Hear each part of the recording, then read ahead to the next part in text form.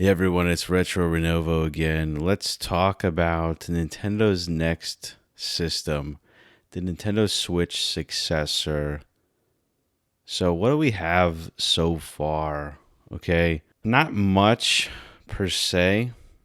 However, what we're looking at now, at least in the Nintendo realm, the top news of the day, the top talk, the main talk of the town currently, Nintendo, Pokemon, Scarlet and Violet, glitches, performance, poor performance, right?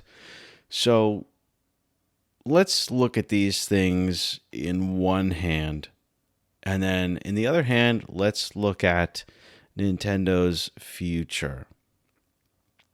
On the left hand, let's look at, okay, here's Pokemon Scarlet and Violet. We have games which arguably poor performance, bad, quote unquote, bad frame rates, glitches, a variety of things that are making headlines, so much so that there are, very wide and diverse attempts for people now to make a call to Nintendo to have reimbursement and refunds. And so much so that Nintendo has actually acknowledged these pleas for improvements in their latest 1.1.0 patch. That's pretty significant. However, I will say that in Nintendo's patch notes, it says, we have fixed a couple glitches. Again, I'm paraphrasing here. We've fixed a couple glitches, Nintendo, and, we're working on performance. We're kind of sorry about that. Sorry. As time goes on, we're going to fix and, make improvements to performance. Okay. So let's take that in one hand. In the other hand, the Nintendo Switch is, 6 years old, going on 7 years old now. And people, since its inception, essentially, have been waiting for the next Nintendo Switch, the successor. So how might these two things go hand in hand? And before I dive into that, let me just say, please, anybody out here who's moderately interested, if you're kind of thinking this is pretty cool, hit the like button. If you're thinking it's really cool, hit subscribe. About 1% of my viewers are subscribers. So this is your chance to be that 1%, hit the subscribe button. Anyway, so the biggest thing I could stress here, I had an epiphany the other day. My wife and I were driving in the car, and we literally just got married, a week ago. So this is like incredible for me. We're driving in the car, and we both bought Scarlet and Violet. Okay, just full disclosure, we bought that. We didn't have Nintendo send us a copy. So we went out and we purchased this at a local GameStop, right? They still do that. You could still go at midnight and pick up the copy. Okay, I had my receipt. We had our group number, and we were, pretty low on the list for priority. So we're one of the last people to pick it up. We spent a lot of time in the cold, and a long night in the cold. We bring it home, and it's just it looks all right. Let's be real here. For risk of dating myself, whatever. I have dated myself many other times. This looks worse than Wind Waker. It looks worse than Wind Waker. It does. It does. Please, let me know how you feel about this. Say something. I appreciate it. The more you say, the better this content's going to be, right? It looks worse than Wind Waker. So, are you telling me, and this is the stance of 99% of your quote unquote YouTube powerhouse content creators, right? This game released, and within hours, you have video after video after video after video. Nintendo made a big mistake. Game Freak all of a sudden can't make games. Pokemon Scarlet and Violet, they can't even make a video game anymore. It's unplayable. What a bad oopsie. Terrible moment in video game history. What were they doing? When are we going to get a patch? Oh my God, the game can't even run at 30 frames per second. Hold on. Okay. This is where my channel comes in here. This is where whoever has subscribed to this point and you're hearing this, maybe you're new to the channel. This is where we're going to say, okay, all right, mainstream. We're going to take a 90-degree right-hand turn here. We're going to hit the handbrake and we're going to dive off into reality. And we're going to actually talk about what's really going on, okay? So let's talk about what's really going on. Did Game Freak really just they just can't make a game? Okay, that's what all your big time boys are talking. Nintendo just can't make a Pokemon game. They just can't do it. They forgot how. Oh wow. Game Freak, hundreds of millions of dollars at their disposal. They just can't make a video game. Wow, the performance is so bad. Okay. So, before we digress too much and turn this into something that's, 30 minutes long, I'm going to keep this relatively short here. Let's cut to the meat and potatoes of this argument. This is my stance, my opinion, my take. Not sponsored. I'm not a partner. I'm not a Nintendo partner. I don't have any products sent to me. This is my disclaimer. Anything that I own, I buy myself out of my own pocket. Okay? Repeat that. I buy all of my stuff. I play things that I buy myself. Nobody sends me anything. And quite frankly, I don't expect to be sent anything. And I really honestly don't care to, because that would kind of censor my voice in a way that, might not be overtly censoring me, but would kind of create contrived content. Anyway, this is my take. Nintendo's next Switch-based kind of system successor, right, is going to be very, very heavily invested in 5G. I'll say that again.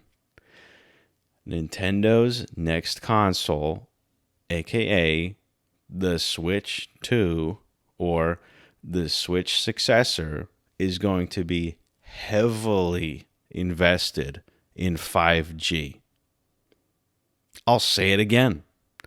Nintendo's next console is going to be heavily invested in 5G. Now, all right, I realize that maybe some of us don't really know what I'm talking about here. 5G. All right. 5G is essentially the successor to the 2.4 gigahertz world.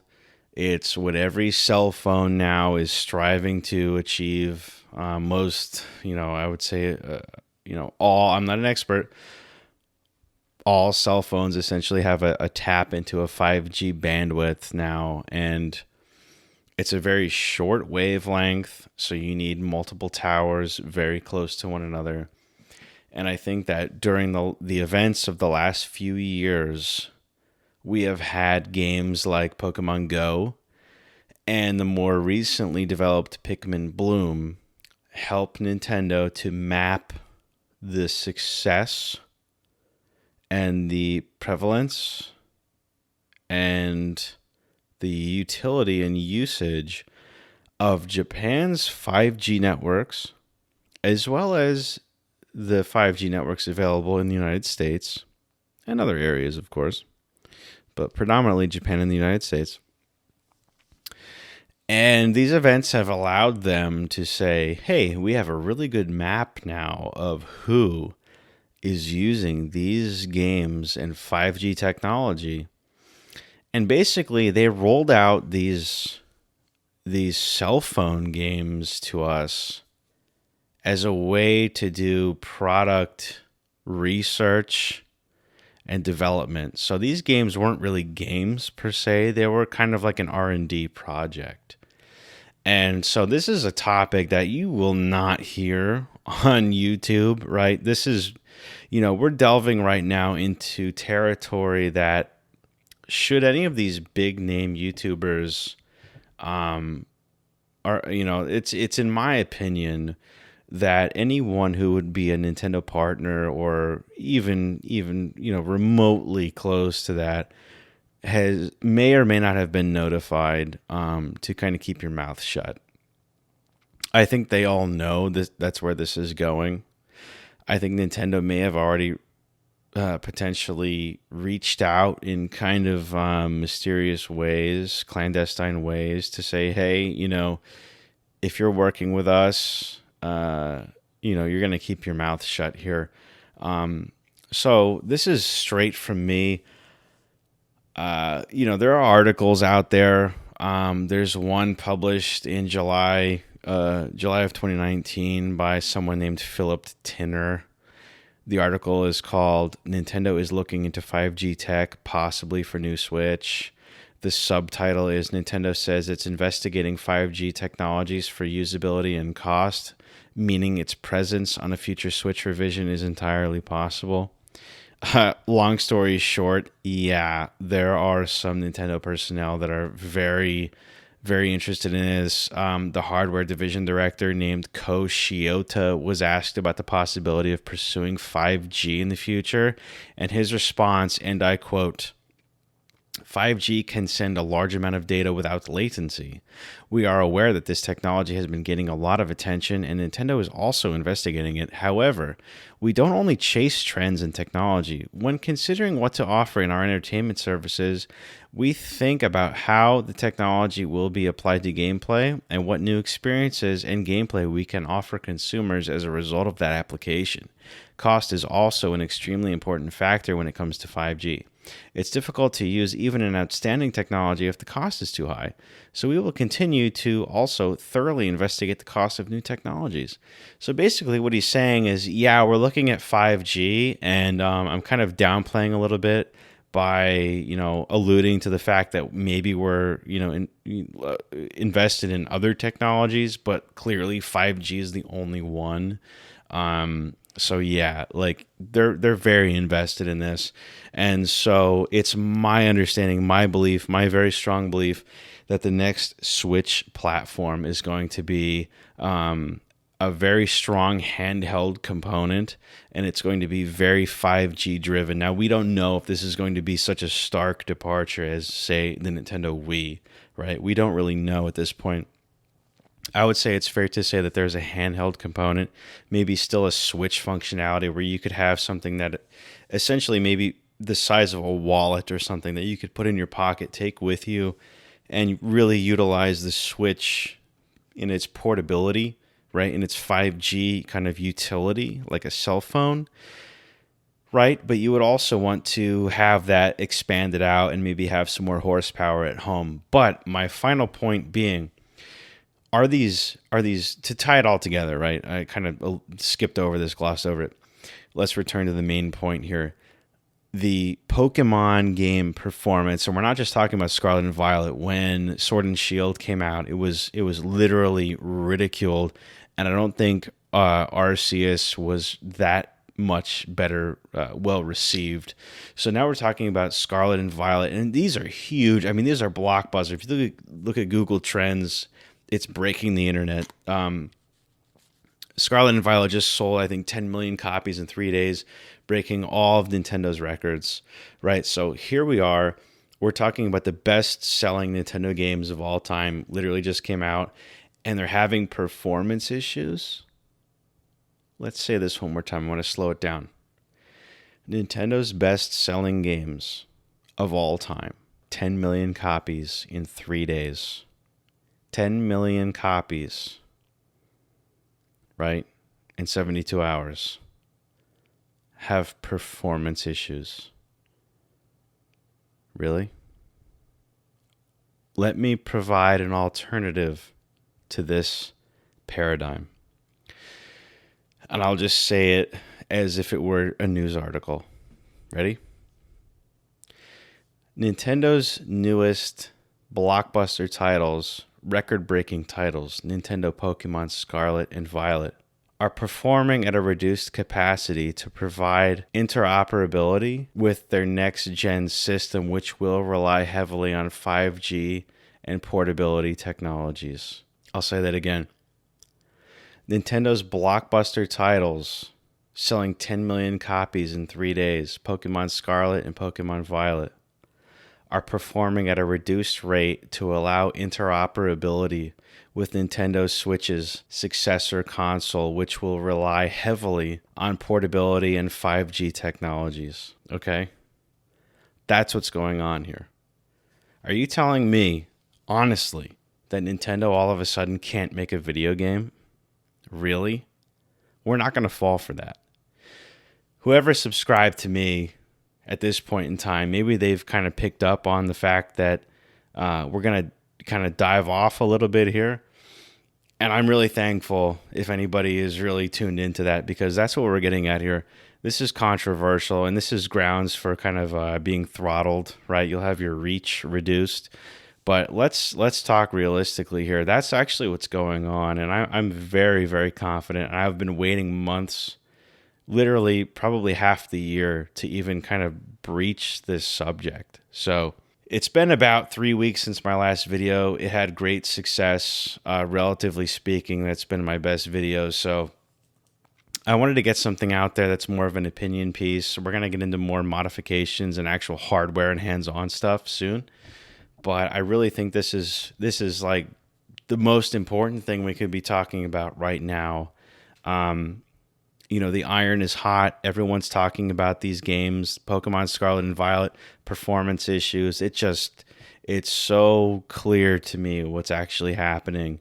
And I think the more that we actually get this word out, we could maybe affect the actual trajectory of what's going on here, because we have many, many, many individuals, and we're talking about people that have 700 plus thousand subscribers. Their viewers are expecting a patch to fix the performance for Pokemon Scarlet and Violet. We had 9 or 10 patches on Pokemon Sword and Shield, but at the end of the day, to say that these companies just can't have a release that meets the standards that we're willing to pay for is kind of it's like a misnomer. It's a misdirection. It's kind of a sleight of hand.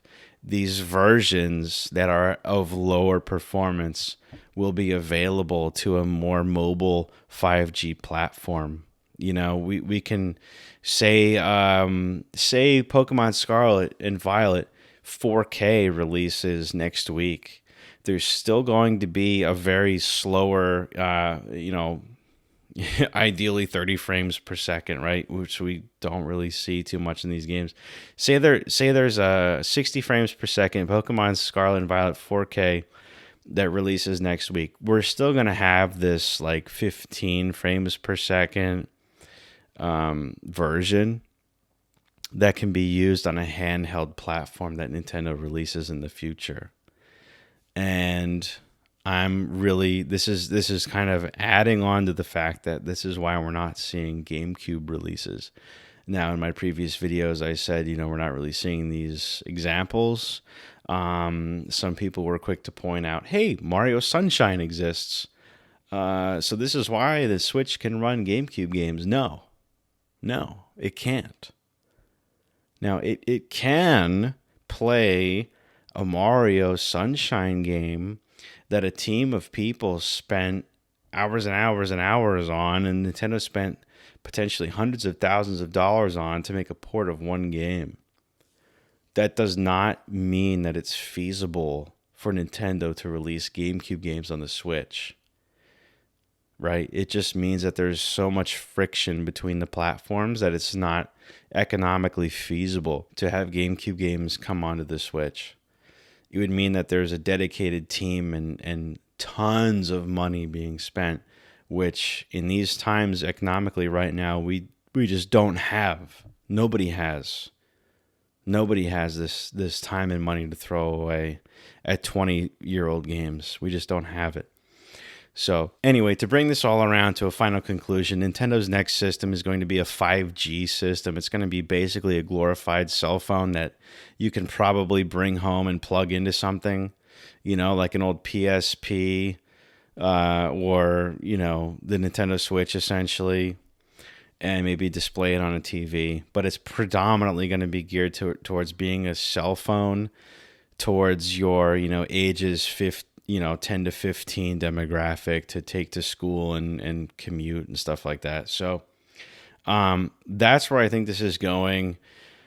Lots more to come. If you haven't hit the subscribe button already and you think this is a really cool departure from the norm, hit the subscribe button.